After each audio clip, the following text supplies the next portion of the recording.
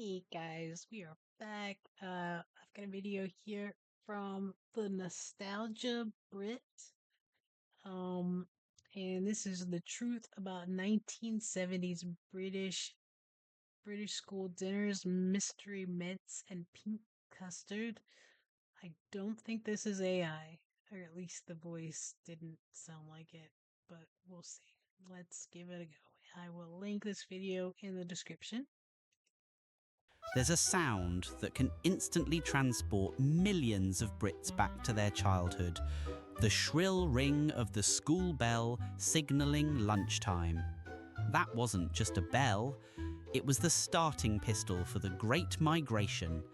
A chaotic stampede of small socked feet and rumbling stomachs, all heading for one place, the Great Dining Hall, known more affectionately as the canteen. That place had its own unique smell, didn't it? An unmistakable Ours was the cafeteria. I think they call it canteen, maybe in the military. blend of over-boiled potatoes, floor disinfectant, and a faint glimmer of hope that today's pudding would be a good one. It was a loud, cavernous space, echoing with the clatter of cutlery on trays and the chatter and shouts of hundreds of children. The long formica tables, the cold metal chairs bolted to the floor, it was all part of the scene. And standing guard at the gates of this culinary paradise were the legendary figures, the women in striped aprons and hairnets who held your lunchtime destiny in the palms of their hands. The dinner ladies. They were the guardians of the gravy. With one hand, they could scoop a spoonful of mash. The dinner ladies. Ours were like the lunch ladies, but the school I went to, it didn't. That was like more of a public school thing. With the precision of a surgeon, and with the other, they could point to the back of the queue and quell a minor riot with a single razor-sharp glare. They knew who the fussy-aters were, who would try to hide their cabbage under their potatoes, and who truly deserved that little extra bit of custard. They were both feared and respected. And then you received your tools, a plastic tray, usually in a fetching shade of beige, brown or green, with separate compartments that the food always managed to spill into. A set of impossibly lightweight metal cutlery that felt like it could be bent by an undercooked carrot, and a plastic beaker which often had its own indescribable signature scent, ready for whatever liquid was on offer that day. As you stood there, tray in hand, shuffling slowly forward in the queue, you'd look up at the chalk-written menu board, squinting to read it and wondering what fate awaited you. Would lunch today be a glorious victory or another test of endurance? So, what was it to be? The main course at a 1970s school dinner was a game of chance, a daily lottery of textures and vague brownish colours. The undisputed star of this lottery, the workhorse of the school kitchen, was a substance known simply as mince. This was truly a versatile ingredient. On a Monday, this mince might find itself in a shepherd's pie, buried under a crust of lumpy, sometimes greyish mash. By Wednesday, it could be miraculously reborn as a British-style lasagna, which meant very little cheese and an ocean of bechamel sauce. And on Friday, it might appear in a pie, hidden beneath a sadly soggy pastry lid. It was the great chameleon of the canteen. And what would a main course be without its supporting cast? Let's talk about vegetables, a true test of a child's character. Cabbage was boiled to submission until it had lost all colour and willpower. Monday.com, the opposite of any work. So I like my cabbage. I like my cabbage like well cooked. carrots were soft, mushy coins that offered no resistance whatsoever, and the peas were often wrinkled and a sad shade of khaki. It was a commendable effort to get us our 5 a day, but it was also an early lesson in culinary endurance. However, amongst these culinary mysteries, there were days of glorious sunshine, the good days. A slice of roast chicken, even if it was a little dry, felt like a banquet. Sausages with a scoop of mash and a ladle of onion gravy were a triumph. And then there was the undisputed king of Friday lunchtimes, fish and chips. A piece of crispy battered fish, hot and greasy in the best possible way. On those days, the cheers in the dining hall always seemed a little bit louder. But no matter what the main course was, whether it was a triumph or a tragedy, we all knew it was just the opening act. The main event, the real reason we endured the cabbage, was the pudding. Pudding. This was the reward. This was the star of the show. No matter how challenging the main course had been, the promise of pudding was the light at the end of the tunnel. The mood in the canteen always seemed to lift when the pudding trolley was wheeled out. The cornerstones of the school dessert menu were the hot, stodgy puddings. These weren't delicate, elegant creations. They were designed to be heavy, comforting, and to fill you up for the rest of the school day. There was the legendary jam roly-poly, a suet pudding swirled with a bright red line of jam, resembling a delicious edible carpet. There was Spotted Dick, a steamed suet pudding dotted with raisins that was responsible for endless playground jokes. And of course, the glorious treacle sponge, a light sponge cake absolutely drowned in a dark, sweet treacle sauce.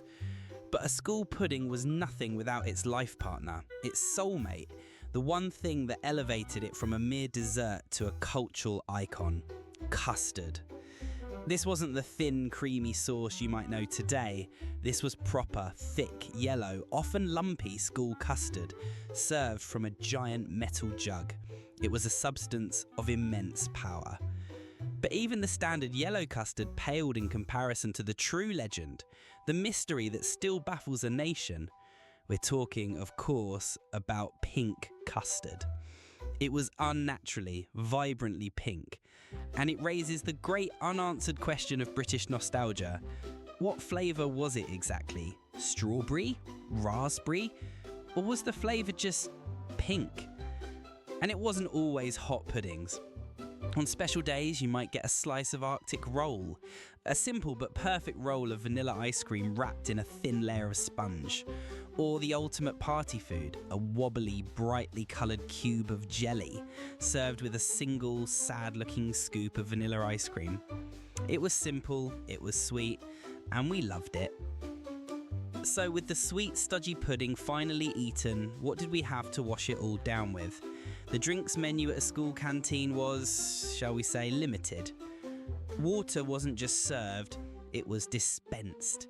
It came from a large communal metal jug, often with a few mysterious bits floating in it, and was poured into those signature plastic beakers. It always had a slightly metallic taste. Then, of course, there was the milk. For many, this was a daily ritual, a small third of a pint glass bottle with a foil top that you'd satisfyingly pierce with your thumb. The only catch, by the time you drank it, it had usually been sitting out for a few hours, meaning it was almost always lukewarm. But the school dinner experience... Some of you guys commented, one of my other videos had these, I don't know if it, now I can't remember if it had talked about school lunches or just they were talking about milk and then it being at schools. But I know some of you guys commented on it and said that you all remembered those and that a lot of times they would be warm by the time you all got them. That they had the foil tops and birds. Was it birds figured out how to take the foil tops off if they were sitting outside on your doorstep? Experience was about more than just the food and drink. It was a daily lesson in social survival governed by a set of strict, unspoken rules. Rule number 1, the Clean Plate Club. You were expected to eat everything. The watchful eyes of the dinner ladies missed nothing. Really? Wasting food was the ultimate sin, and many of us learned to eat our greens through sheer force of will, lest we be judged. Rule number 2, noise control. The canteen was a symphony of chaos, a constant low roar of chatter, but that roar could be silenced in an instant by a single sharp cry of "Quiet!" from a dinner lady on patrol. Rule number 3, canteen currency. The official currency may have been pounds and pence, but inside the dining hall, the currency was food. A single traded roast potato could be traded for an entire serving of unwanted cabbage. A biscuit from your packed lunch could be exchanged for a slice of Arctic roll. These were high-stakes negotiations. And finally, there was the ritual of returning your tray, scraping your leftovers into a giant bin under the stern gaze of a supervisor. It was the final judgment. Had you eaten well? Had you followed the rules? Only then were you released back into the wild chaos of the playground. But of course, not everyone embarked on this daily culinary adventure. In the great dining hall, there was another tribe, a separate faction who operated by their own rules, the packed lunch kids. They were an island of calm in the chaotic sea of the canteen. While we were queuing up for our mystery mints, they would calmly retrieve their lunch boxes, often a Tupperware container or a box with a picture of their favourite cartoon character on it. For senior women who keep There's going some strong, really- discover life. Really sweet lunch boxes. Opening one of those boxes released a completely different smell into the air, a smell of home. The packed lunch menu had its own predictable, comforting rhythm. The centerpiece was almost always a sandwich, wrapped neatly in cling film or greaseproof paper. The fillings weren't exotic. It was usually cheese, ham, or jam. Simple, safe, and reliable. Accompanying the sandwich would be a bag of crisps, perhaps Smith's crisps, with that iconic little blue bag of salt inside that you'd sprinkle on yourself. And for dessert, no studgy puddings for them. They had the treasures of the Tup Shop. A penguin biscuit with its famously terrible jokes on the wrapper, or a mighty wagon wheel, a circle of chocolate and marshmallow that seemed impossibly large in a child's hands. A piece of fruit, often a slightly bruised apple, was usually thrown in by their mum to ease any guilt. This created a fascinating social dynamic. A silent, unspoken rivalry existed between the two groups. We, the school dinner kids, would look on with envy at their crisps and chocolate biscuits, but they, in turn, would often cast a longing glance at our hot, steaming plates of jam roly-poly covered in custard. This envy often led to a secret underground economy. A black market of food trading would emerge in the corners of the playground. A prized wagon wheel could be exchanged for a portion of hot pudding. A bag of cheese and onion crisps might be swapped for a couple of roast potatoes. These were complex negotiations, a child's first lesson in supply and demand. The packed lunch wasn't just a meal, it was a statement, a different way of life within the school walls. But there was another drink, a ghost at the feast, that defined an even earlier era of school life. And its story is the story of a changing Britain, the free school milk. For decades, a small, 1/3 of a pint glass bottle of milk wasn't just a drink. You guys touched on this. You guys weren't happy about this. It was a daily right for every primary school child. It was a legacy of post-war Britain, a national health initiative designed to build strong bones and healthy children in the wake of rationing.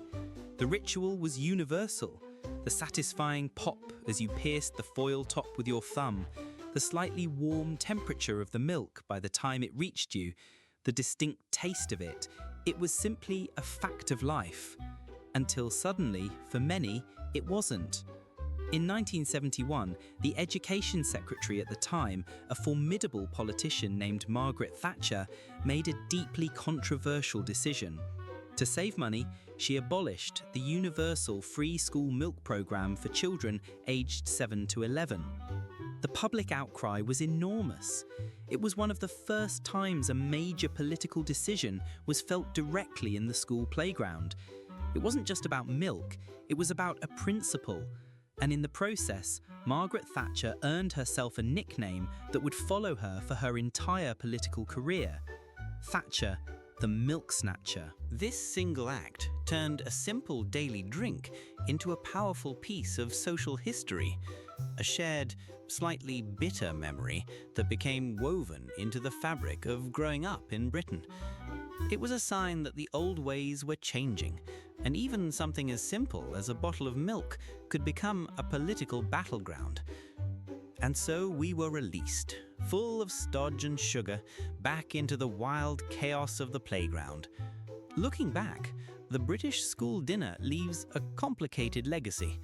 Let's be honest, it wasn't fine dining, it was mass catering on a tight budget. The vegetables were often uninspiring, the mash was frequently lumpy, and the mince was always a mystery. But it was also so much more than that. It was a hot meal on a cold day. It was the fuel that got us through afternoon lessons. And most importantly, it was a shared experience that connected an entire generation. It shaped our palates, and it certainly shaped our national sense of humour, that particularly British ability to complain about something fondly. It taught us that food didn't have to be perfect to be memorable. It was a social institution, a daily ritual that was as much a part of growing up as learning your times tables. So, now we turn to you. What was the single best or most terrifying? Some of those desserts look really good. So yes, some of you guys had talked about, I know you guys talked about the desserts too in the comments. You'll have to remind me. Comment in this video if you guys had any of the pink or the yellow custard and which one was your favorite and what you think that the flavor of it was. Um, I watched a video a while ago that was like adults trying different kids' school lunches from different countries.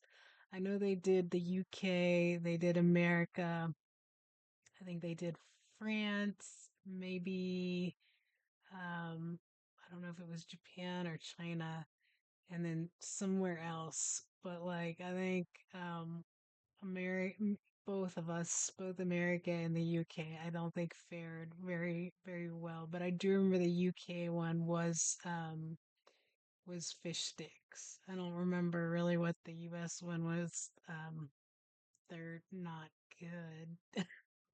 I don't like I said, it wasn't a big thing at my school. I was in a private school, so um we only had it when I was really young. I remember liking the spaghetti. That was the one thing I do remember. I don't even remember what desserts there were. And then it switched over to where they just got rid of it altogether, and so we had to bring stuff until I was in like high school, and then we were spoiled and would either order in or walk down the street and get something from like the Pizza Hut or the gas station. Um, and my son, he's had it here and there, but he's pretty picky, and so he brings his lunch to school every day. I've asked him multiple times. It'd certainly be easy on me, but I've asked him like, is there anything there you want? And he's like, no. So I don't think he's been to a couple different schools and he's never come home raving about anything. So he has tried it, even like pizza or hot dogs or anything like that, or corn dogs that they do. Usually kid-friendly foods. He's not interested. He doesn't like the ones that they have and stuff. So even now, especially now that he doesn't eat meat. So I thought it was a really interesting video. I think you guys will probably like that way because we've touched on some of that stuff before, and you guys had some big comments, especially about Margaret Thatcher, and I could see why you would be mad and that would not be popular. So anyway, like the video, comment below, let me know about that custard and the desserts especially, and what your favorite lunch was that you guys had or your least favorite. And yep, subscribe to the channel and have a good day.